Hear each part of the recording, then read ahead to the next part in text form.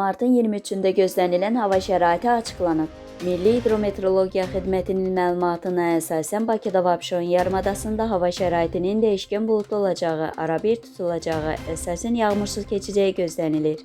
Gecə və səhər bəzi yerlərdə zəif duman, az süzgünlü olacaq, şimal-qərb küləyi əsəcək. Havanın temperaturu gecə 7-9 dərəcə, gündüz 12-17 dərəcə isti olacaq. Atmosfer təzyiqi 759 mm civə sütunu, nisbi rütubət 75-85% təşkil edəcək.